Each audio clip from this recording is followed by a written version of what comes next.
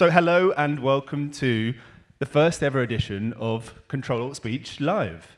Love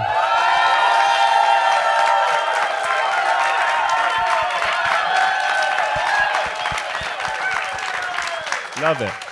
Love it. Ctrl-Alt-Speech is the weekly roundup of the major stories about online speech, content moderation, and internet regulation, as you all know, seemingly. And this week's episode is brought to you with the financial support of the Future of Trust and Safety Fund and today's sponsor, TaskUs. It is wonderful to see so many faces in the audience, some of which we know already, some of whom are new. My name is Ben Whitelaw, and I'm the founder and editor of Everything in Moderation, an independent newsletter about the policies, platforms, products, and people shaping the future of trust and safety. Before we get into proceedings, I want to say a big thank you to the Trust and Safety Professional Association for giving us the chance to do this recording. So can we give a big round of applause to the guys?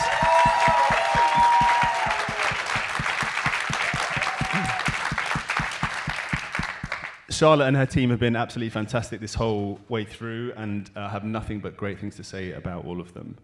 A lot of people over the last few days have talked about their origin story, about how they got into trust and safety, how they came to be here.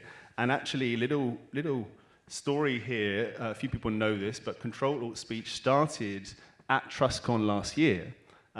Mike and I had never met before. We traded some emails, and it was actually Alice that introduced us at a TrustCon drinks 12 months ago. So we wouldn't be here if it wasn't for Alice, for TSPA, for TrustCon, so really, really glad to be here 12 months on. Alice will claim credit for this whole thing. Just ignore her. You're very welcome. Please do not ignore me. I have lots of important things to say. For those of you listening on the feed, this will go out as a recording on Friday, as usual. We've got a brilliant interview with TaskUs' Rachel Guevara. For those people in the room, you'll want to download that and listen. It's a really great interview.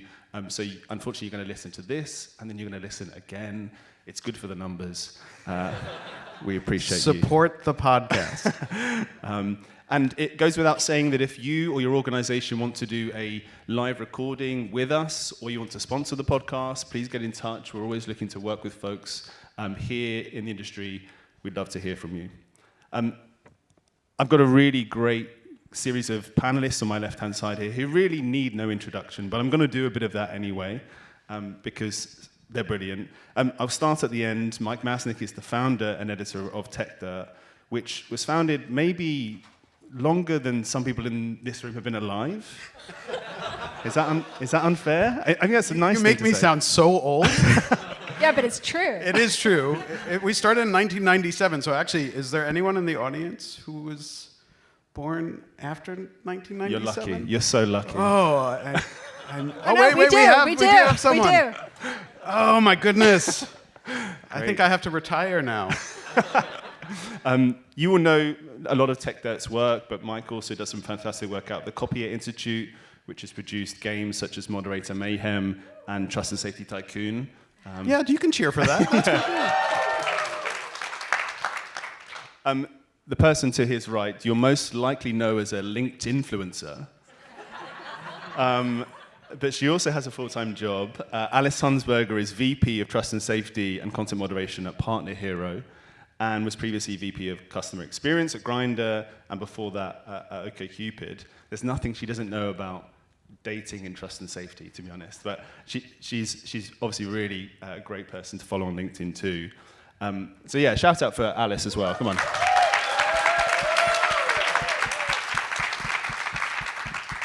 And last but very not least at all, Dona Bellow is the Senior Manager of Platform Safety Policy at Reddit. She's a Trust and Safety Professional Association board member, and she's worked at a whole plethora of organizations, including Google and Twitter and Facebook. So yeah, Dona is an amazing person to have up on the stage today, and we're really glad to have her here. So shout out for her as well, please. Thank you. So yeah, you guys know the drill, hopefully, of how the podcast normally works. We run through a series of stories. For those of you who might not have heard about the news in that week about trust and safety, we're going to take a story each this week, digest it, unpack it, and then we're going to offer you guys the chance to answer questions at the end of today as well. So there'll be 10 minutes or so of questions towards the end. So let's kick off. Let's get into it. We're going to start with a story that's affected us quite deeply here at TrustCon in many ways. The CrowdStrike debacle, let's call it, has meant that people haven't been here, unfortunately, that would have been here. But there has been a kind of really interesting kind of trust and safety element to it, which has emerged as things have gone on over the last few days. Mike, you wanted to talk a bit about it.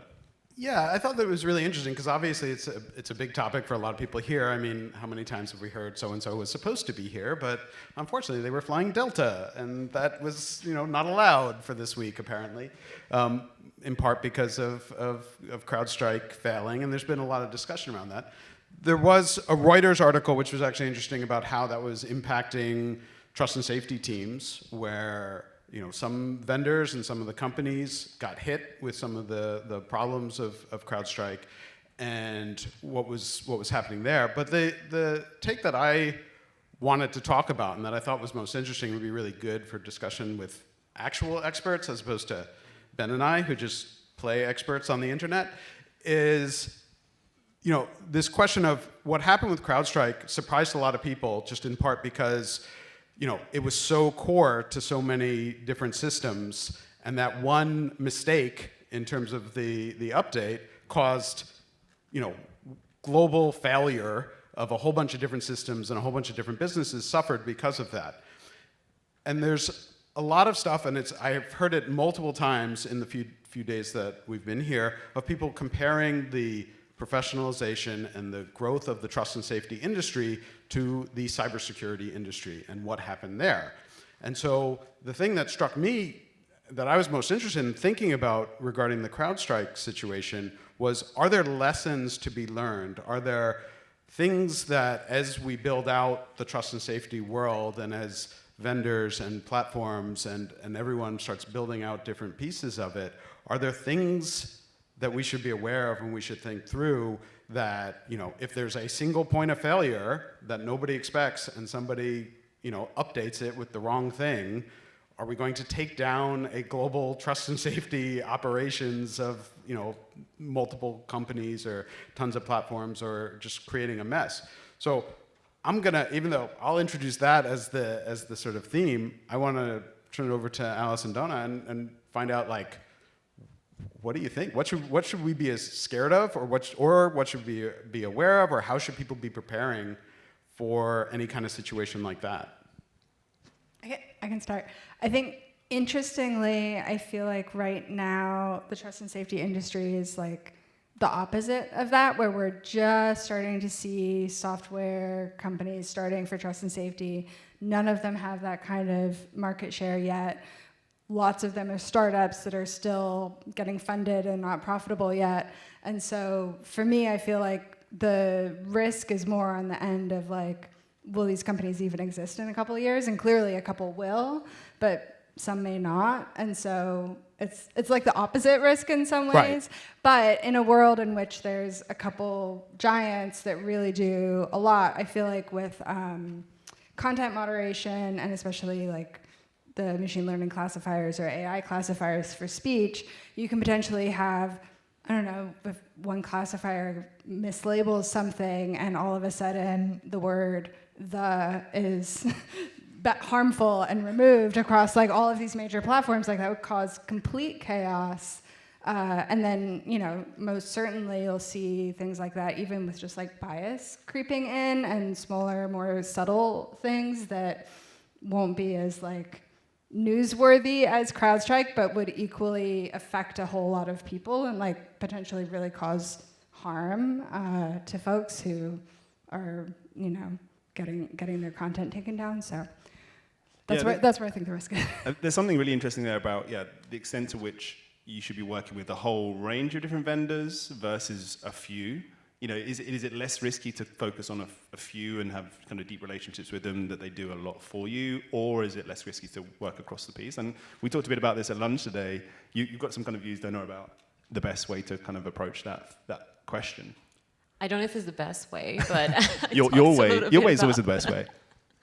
About my experience, I think I was thinking about this idea of the potential for something like this to take down the entire operation of a company, and I think in my experience, what I've seen happening is like it's actually really hard to like outsource all of your trust and safety operations to a single vendor, because a lot of times you will have like very specific customization and integration, and that requires a lot of working with the vendor and figuring like which parts make sense to outsource and which parts don't. And I think this builds sort of like a natural safeguard, right? Like in many instances where, I mean, even Cinder this morning was talking about their collaboration, Patreon was talking about their collaboration with Cinder, and they were talking about the fact that the moderation piece they're collaborating on, but they're still holding on to the detection piece, right? Because so much has to do with the way that their platform is specific and works. And again, I think like having these integrations in place, trust and safety teams are very prepared to deal with bugs and things going wrong because it's literally your day to day. And so I think I'm not as sort of like scared about something like this. Hugely impacting like a large trust and safety operations, but there's a risk of like something in the system going wrong and having like ripple effect like through the industry. And I guess, I mean, I totally agree that they're not there yet. I'm sort of curious though, if there are things that the industry writ large should be thinking about as it grows and changes to prevent that kind of scenario from happening. I mean, obviously, you have some vendors who would like to take over the entire space and would like to be as integral to the trust and safety world as CrowdStrike is to the cybersecurity world. And so, are there things that the industry or others can do in sort of preparation to make sure that maybe there aren't single points of failure? I mean, I'll jump in there and say that I was really surprised about the fact that CrowdStrike actually only had a kind of 18% of the market when it came to security, endpoint, or whatever it is they do. And that's not as much as I thought when the story broke and so many companies were affected. You know, that's 18% is way lower than I thought it was going to be. And there's a question there about, I mean, we know that it's 18% because there's a lot of research done by market research and intelligence firms. Would we even know that one company had an 18% market share now if it came to trust and safety? I don't know if we would. I don't think there is the market intelligence or research firms out there that are mapping this work and obviously selling that work because it's not mature enough, as you guys say. And so actually there's something there which is, do we have the information that we need to even spot the risks and to kind of preempt what it is we're saying in the way that the cyber industry is able to do now? So that's something that I was thinking about, but maybe we're a few years away from that. Yeah, I mean, and I think also, like, checks and balances, for sure, make sense, multiple vendors, potentially, but then also looking at the risks and sort of thinking, if you have one particular vendor, and it goes away entirely, then what is your, like, pull the emergency cord reaction? Is it shut everything down completely on the site and have, you know, if you don't have the ability to have moderation anymore, like, do you even let people log in? Do you even let people upload anything? Do you put everything on a pause? Do you allow things and then be really reactive for a few days instead of being proactive? Like, what do the rules look like? And then what's the comms plan to tell users? Because most people don't understand that trust and safety is even happening on a platform. And so if all of a sudden everything breaks and they can't post things anymore, or everything's getting removed, or delay for your photo to be approved or whatever, how do you explain not only what's happening, but why? And it's like, it's not that we hate your picture of your cat, it's just that, like, we can't moderate right now, you know? So those are all things that, like, my paranoid brain would think about. It is an ugly cat, though. Yeah. Is there anything else that you guys would do as people working in platforms to kind of preempt this stuff? Do you have processes in place? Did you have ways of kind of trying to figure out what a process would be if this happened? Do you have Yeah, I backup think plans? what you just mentioned around being able to communicate what's happened, right? Like with people, and also having just like an emergency plan. I think in this case, the case of this outage, it was just like so many people left stranded with like no idea of like where to go next. And I think in the case of platforms, like we've built some of that resilience with, you know, last minute events and having a plan to communicate to people. I know at Reddit, even when we have things such as like events happening, like we have mechanisms to reach out directly to our moderators to check on them, see what they need, what we can do to support them, right? And so just having this communication channel with people to make sure that we can hear what they need and we have a way to address it, or even a way to say, you know what, we don't know how to address this yet, but we're thinking about it, we're working on it, we'll get back to you, is very important. Yeah, I was going to add that, like, so much of the infrastructure for content moderation for platforms has been reliant on humans. And so in the case of a natural disaster, if most of your moderation is happening in one country, and that country no longer has power, and people are fleeing their homes and not working, then you need a redundancy plan. And often the redundancy plan is like, oh, a second location, but sometimes that doesn't work out, or there's a delay, or the capacity is much lower. And so I feel like most platforms do already have an emergency plan, because there's been such a reliance on humans, and that really can go wrong, and has, especially with climate change. So yeah, those plans are in place at a lot of places. Yeah, okay. Cool.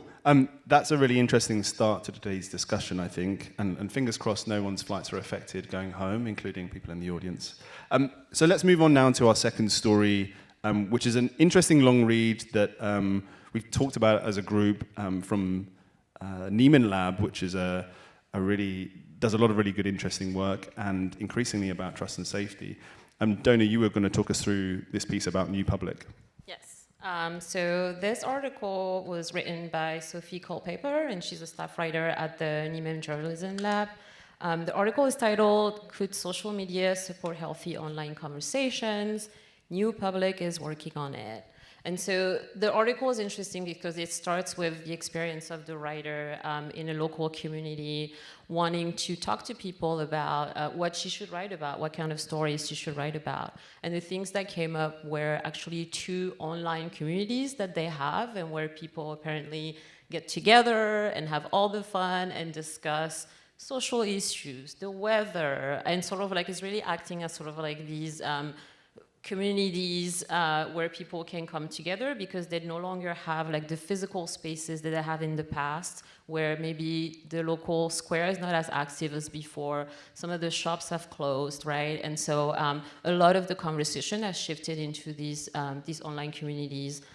They mentioned like one of them is like a Facebook group where women talk about social issues and they socialize and they enjoy their time together and share their issues. And the other one is actually like an email-based group where people, again, talk about things such as like the weather, and also share a lot of information about their civic engagement, what's going on with their local government, and how they can discuss those things, political topics, etc. So I thought it was very interesting to sort of like just, this highlight of the fact that like we have in a lot of smaller communities, which are often like cities, towns, I would say, that are kind of like not seeing their communities thrive, turn towards like the online space to be able to have conversations with each other.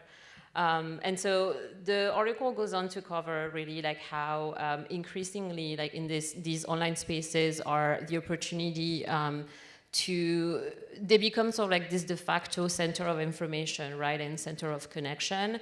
And they also bring in this interesting stat from a recent Pew report, and it says, I'm going to read because I'm not good with numbers, but it says that the percentage of US adults that often or sometimes get their local news from online groups has actually jumped from 38% in 2018 to 52% in 2024. And so that's really just showing like how we have sort of like this growth of community-led effort to share civic information and to have spaces where people feel comfortable doing that when they're not feeling like they can get together and have those conversations, I guess, in a safe manner anymore.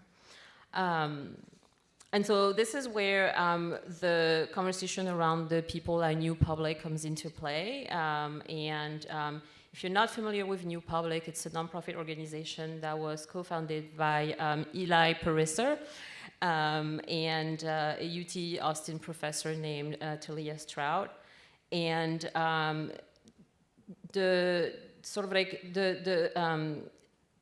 Actually, if you're not familiar with Eli Pariser, he used to have, he co-founded also a startup called Upworthy. And Upworthy, if you remember, if you're familiar, is sort of like this good news, positive story information that comes into your feed and makes you feel good about your feed. I was a big fan. I was so sad when Same. it left.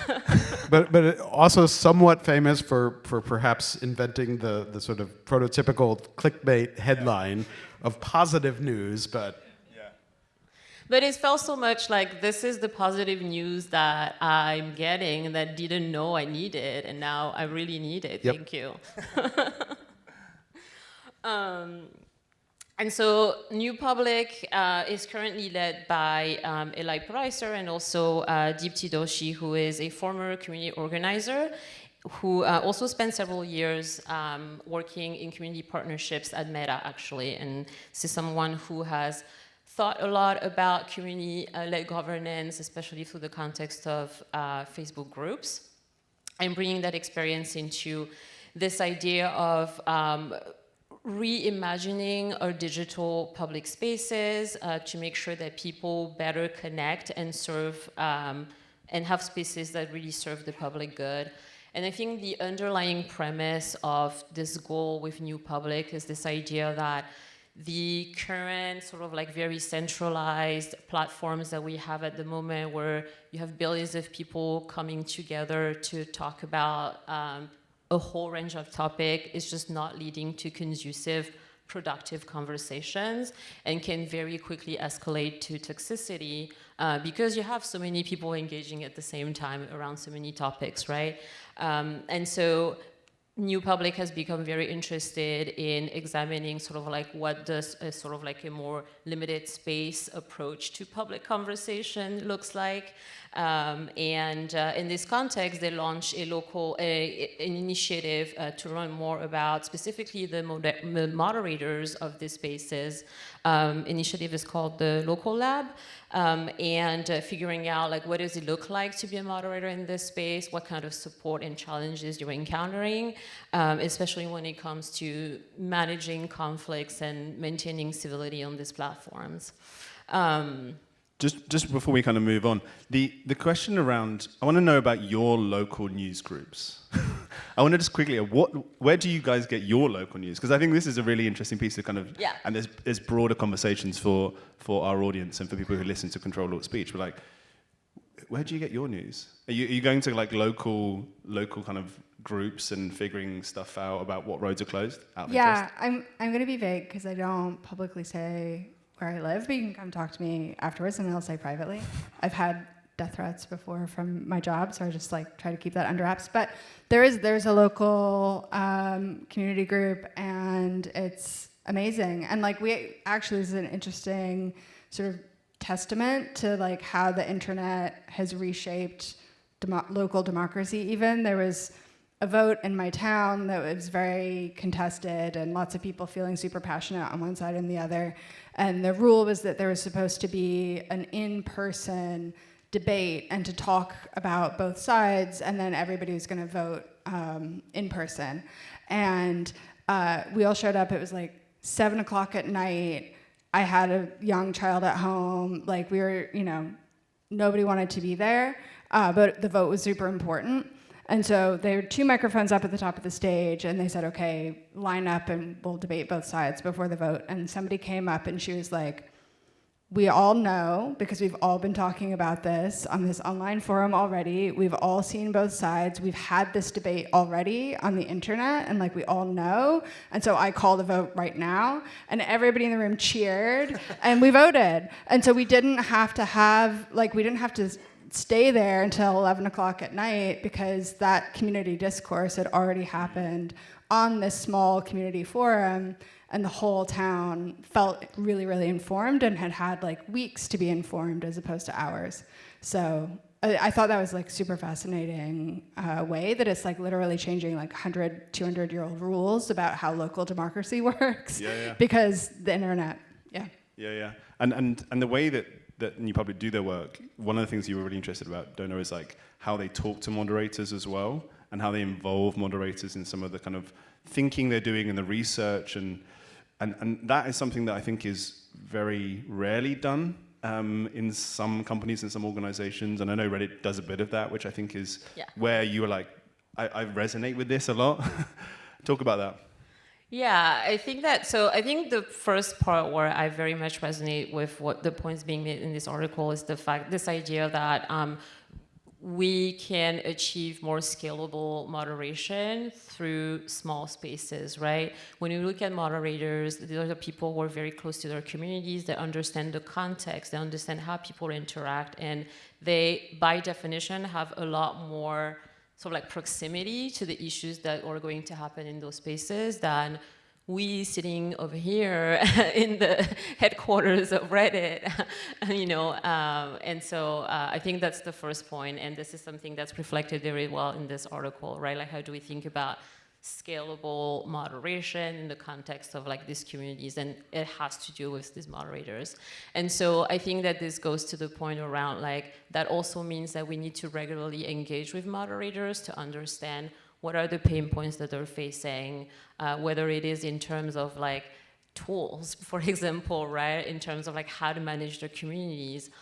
There's an interesting point in the article around potentially leveraging AI to help moderators, with some of the sort of like low-level tasks of moderation. And I think this is something that we also think about, because when you really think about the motivation of someone who starts a community, no one goes into this thinking about, oh, I'm just going to be a moderator. This is great. This is why I'm here, right? Most people come to form communities because they have an interest, they have something to say, and they want to share it with people that they can discuss it with, right? And that's what makes also people very passionate in these communities, because they care a lot about the topics that they talk about. And moderation becomes sort of like this incidental thing that they also have to do if they want to maintain that community and make it thrive. And so it's important to be able to have the tools to do that effectively, so that the sort of like this effort that has to go into moderation can be supported, and moderators can sort of like go back to what they were initially there for, which was just really helping and engaging with communities and making them thrive. And so at Reddit, for example, we have this really cool tool called Automod, and we have publicly on our site how to use Automod and how it's supporting moderators, and they can go in there, set up filters and a lot of automation in place to be able to effectively control and take care of things that they really shouldn't have to spend time on when there is technology to support it. Alice, you're nodding a lot. My mic is raised to indicate that I have a lot of thoughts on this, but please stop me if I go on for too long. So it's interesting, in the beginning, you talked about trust and safety origin story, and this is very much my trust and safety origin story, so I'm going to date myself. 22 years ago, I founded a little online community message board, and it wasn't a local community, it was a community based in music and punk subculture. And this was pre any social media. I had never heard of moderation before. I had no clue that I was 19, and so I was very naive as well, but we didn't talk about moderation in the same way, and there was no general sense. And so I got this crazy crash course, and oh, you actually need community guidelines, and you need enforcement, and had to figure out, tooling, and how to IP ban people. And this was how I got started in trust and safety. It was, again, completely, like you said, accidentally, because I was interested in the community aspect of it, and then moderation came second. And I've learned a lot over the last 22 years. I think a lot of other people also have learned a lot over the last 22 years. And so we don't need to reinvent the wheel at all. We can just share what we've learned. But yet, every year, there's going to be more and more people who are learning, hey, I'm just discovering that trust and safety is a thing that exists, or community moderation. It's very interesting, and I think the more that we can democratize it and have those conversations with people who aren't trust and safety professionals, but give them the things that we've learned as trust and safety professionals, then hopefully also it makes people better internet citizens and more able to have discussions that are healthy and inclusive and maybe now I'm being naive and channeling my naive 19-year-old self again, but I think it is all tied together for sure. And when it's like you're posting on this giant platform with like the man looking over you, it feels very different than when it's your neighbor saying, "Hey, I know you live 2 blocks away from me, knock it off," you know? And yet the enforcement is often similar. Yeah. Oh, sorry. Go ahead. I just wanted to jump in on the point you raised around, you sort of like sitting there and trying to figure out all these things and not necessarily like knowing what was going on and how to tackle some of these issues. And I think this is another part of the article that I found was interesting in the work that New Public does, which is really to connect the moderators and those people who are taking care of these online communities so that they can share best practices, right? So it's not like the random, 19-year-old sitting over there and trying to figure out like what to do. And I think that's very, very important, right? When I started in trust and safety, I did find that this work was very isolating in many ways. It is hard. And, having spaces like TrustCon has been great to meet other people and have this conversation, right? And this is another thing that, again, working at Reddit, we think a lot about. We have this really cool event called like Mod World, and we just get bunch of mods together and they can come and they can propose topics to talk about, and it's like their own little conference to share best practices and talk about like, well, this is working in my community because this is the context that I have, and this is maybe how you may want to implement that in your community based on like, your particular context, right? And so that's super important to make people feel like it's an inclusive space. I was going to ask you, Mike, about one of the things that kind of underpins New Public and that Dona's spoken about is this kind of shared infrastructure that they're trying to develop and that they're thinking about. We've heard a lot about that over the last couple of days as well, in various guises, tooling consortiums, open source. There was an announcement from Jigsaw yesterday. There's been a number of different announcements from companies who are kind of open sourcing kind of infrastructure and stuff that might be used by other communities to moderate. What do you think has brought about this focus on that lately? Yeah, I mean, I think there's a few really interesting things that come out of this particular story as well, that are worth thinking about in the context of trust and safety, which is that almost all of the discussions that we had about trust and safety for years sort of focused on these larger platforms and was sort of viewed through this prism of that's where the issues were happening. And there were a few cases, Reddit being an example of like, okay, well, that's a larger platform with smaller communities and they have a way of approaching moderation, which was also really interesting. But at the same time, I've been thinking about, coming from the journalism side of things, there's been a widespread discussion about news deserts and places that don't have any journalism. And one of the things that came out of this article is the fact that in some of these places where there are news deserts, like the community itself sort of steps up and creates these forums. And as the article says, they're in all different places. Some of them are on email, some of them are Facebook, some of them are on different forum software. And all these things are popping up to sort of fill this void. And I think there's been so much less thought about how do those communities handle, and that's where it gets really interesting that these guys are thinking about that and thinking about, especially not trying to force them off of the platforms that they're on, but saying like, how can we provide, whether it's tools, training, information, community itself for the people who are moderating these forums or running these forums to actually, recognize that they're in this position of moderator and they're enabling a community as a part of that.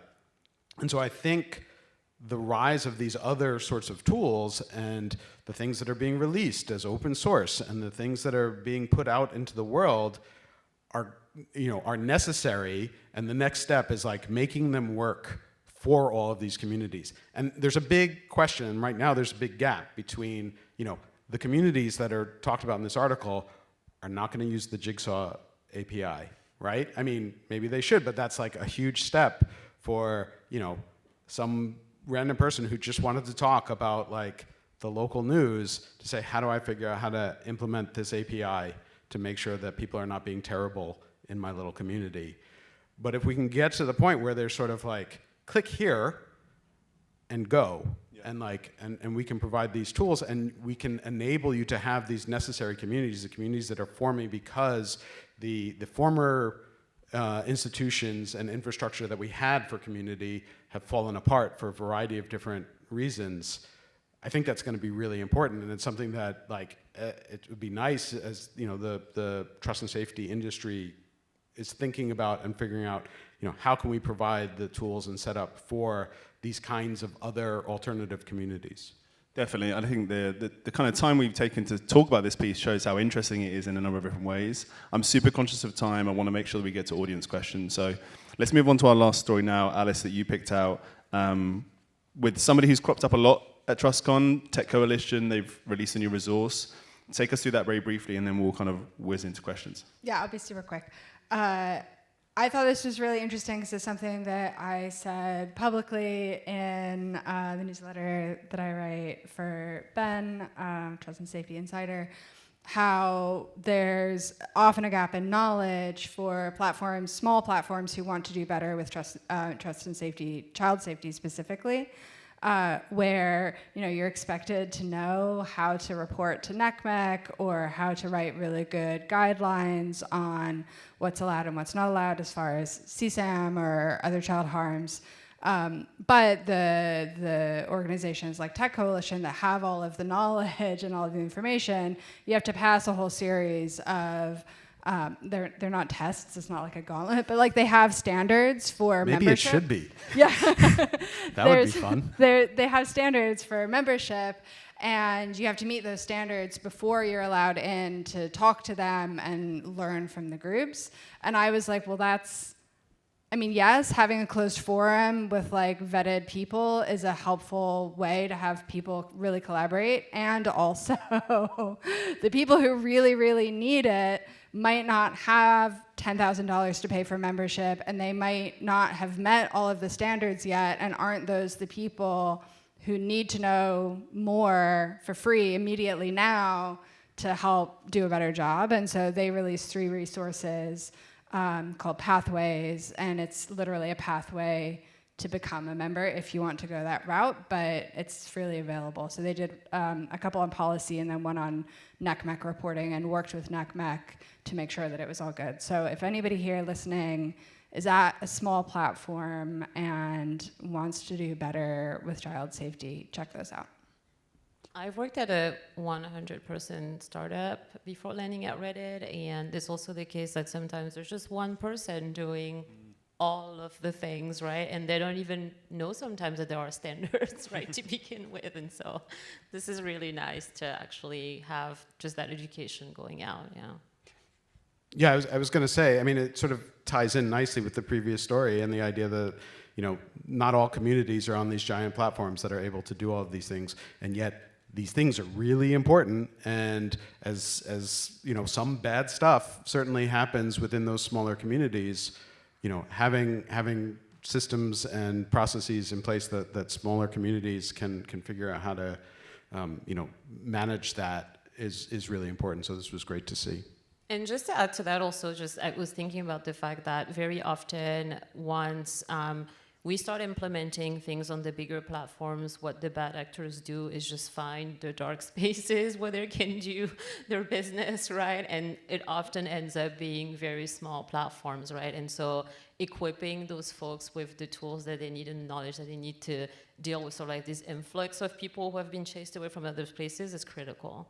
Yeah, and I'll just say that the Tech Coalition have thought about this really thoughtfully as well, because they have gone to the smaller platforms within their membership. They've also gone to people who failed to complete the tests/checks that are needed to become members, and they've gone to people who've kind of been rejected from membership as well. So they've done the reason these resources exist is because they've gone to folks who have not quite made the grade, which, to your point, Mike, is I think exactly the kinds of people who would use this resource. Before we go to audience questions, just very quickly in a word each from each of you, what other kinds of resources would you like to see created like this for the kind of smaller platforms? If you've worked at startups, Dona, like what is it you would ideally have that doesn't exist or that you don't think is very visible? I've really put you on the spot. Yeah, that's a really hard one. I put together, so I think the answer, it exists now because I did No, but there's a lot of work that I've been doing this year, specifically resources for LGBTQ inclusion and equality and trans rights, and that's something that is like pretty nuanced, and a lot of platforms don't spend time thinking about. And because I was at Grindr for many years, it's all I thought about. GLAAD also has a lot of good resources, so there actually is stuff now, but that's a gap that I see in a lot of platforms.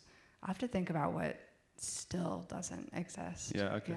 Yeah, I mean, I immediately sort of went to thinking through like the community that I manage in the Tech Dirt Comments, which is a occasionally rowdy bunch, and Understatement. yeah, and you know, we're sort of dealing with them. We've built some tools ourselves, and then we rely on some open source tools around WordPress and some other plugins that are there. But you know, a lot of that is not as well thought out and not as advanced because people don't necessarily think through like, gee, blog comments are a trust and safety issue in their own way. So I would love to see things that are a little bit more creative than just the standard like take up, leave down options, where if there was more ability to do creative stuff in there, it would be really handy.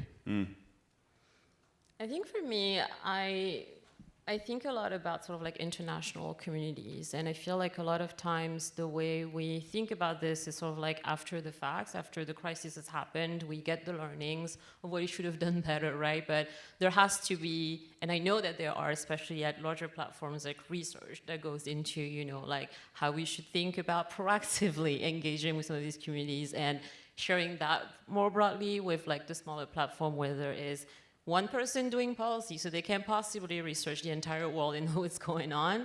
Having that more, like those best practices, like more readily available so that we can be in front of those international crises that we don't always know how to respond to, and especially when, you know, language is a barrier and all of that. So I think that's a space where I like to see more of that. Yeah, great. Some really nice ideas. Fantastic. So it's now time, panelists, beware. There's going to be some audience questions. We're going to hand over to you guys. We want to hear from you about stories that you've read this week that you're interested in. Give us a summary. Tell us what you thought. Or ask our great team up here some questions as well. There are some mics going around the room, I think. Yeah, make sure you speak into the microphone. Otherwise, there will be a long silence on the podcast. And tell us who you are as well. Thanks. Ian Corby from the Age Verification Providers Association. But I'm not going to get into age verification. Alison Bowden's here from the Free Speech Coalition, and she and I could fill an entire podcast on that debate. But the fascinating thing I've noticed this week at TrustCon is how close we are to political philosophy in making a lot of the decisions we have to make in the world of trust and safety. And I'm just interested in how conscious you are of that in the work that you do, and how often you go with your political philosophy, or how often you have to, dare I say, control for your political philosophy so as to get to an answer that perhaps might not be quite so instinctive. I'm not entirely sure if I could name my political philosophy. I haven't done a huge amount of thinking about it, but it's a great question. Mike, do you want to take that first? All right. Thanks, Mike. Sure. Yeah, I mean, I think, you know, that's an interesting point. The thing that I've certainly noticed, at least in my experience in talking to folks in and around the trust and safety world, is actually how little political philosophy comes into it, right? It is mostly about creating policy and enforcing policy and figuring that out. I know there are public assumptions that are generally wrong about political philosophy mattering, and okay, so somebody wants to speak. No, I just want to add that political philosophy is like a fairly charged term, and that really what I agree with and what you're getting at, I think, is that it's values based. And I often say that trust and safety is basically like the way that corporations bring their company values into reality. And so you can say one thing in your corporate statement, but then actually like the policies that you write, the way you deal with your community, the way that you enforce those really shows what your values truly are. And that values are often politicized, especially right now. And so talking about trans people, like I did 10 minutes ago, is like a political statement to one extent, but it's also about values and human rights, and that transcends politics specifically. So political no, values absolutely 1,000%. Great. Yes. You said everything I meant to say. So this. Okay, cool. Great start. Who else wants to ask a question? Yeah, there. Hi, John Perino of the Stanford Internet Observatory. My question is a bit broader, just given this is the last session of TrustCon. I'm curious to hear something that maybe gives you hope and motivation when we're at a conference that, as the lead Charlotte Wilner calls, is all about trade-offs and sadness. What gives you hope and motivation from this conference?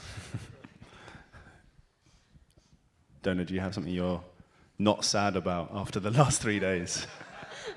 Please say one thing. No, I've actually been pretty energized by some of the conversations that I've been in. We've talked a lot about generative AI and some of the opportunities that are there, and especially in the context of how they can potentially accelerate our work on the policy side. So that made me happy. I work on policy, so I like to optimize for my work, given the resources that I have.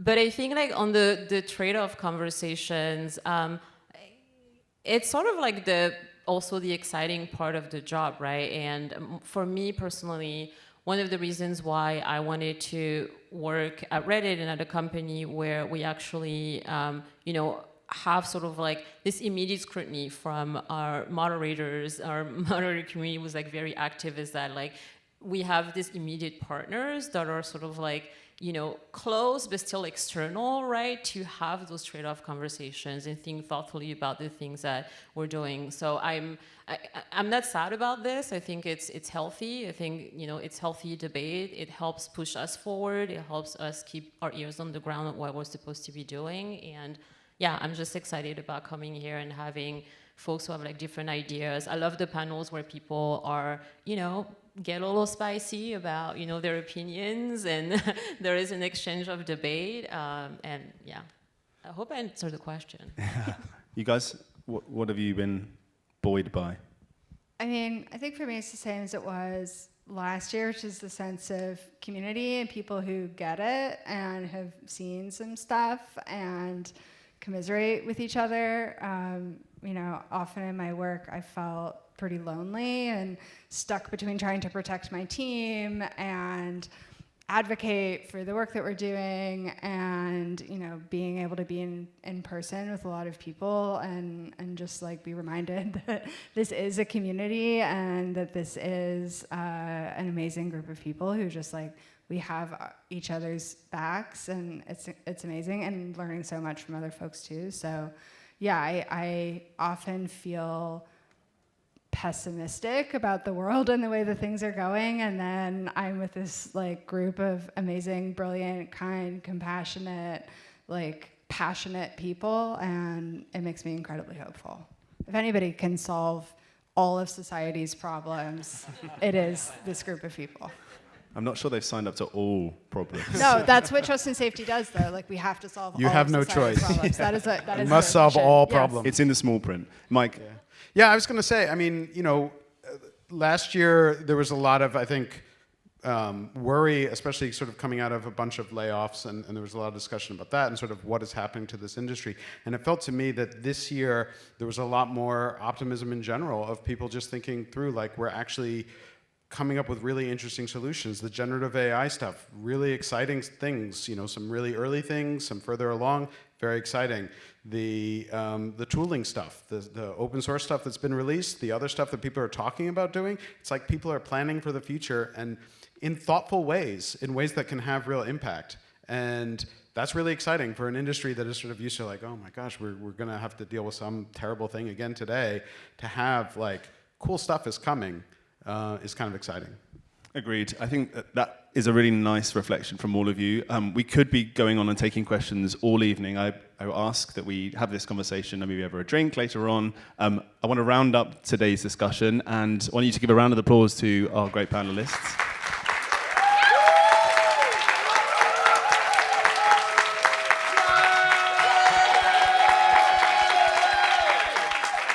And a round of applause for Ben.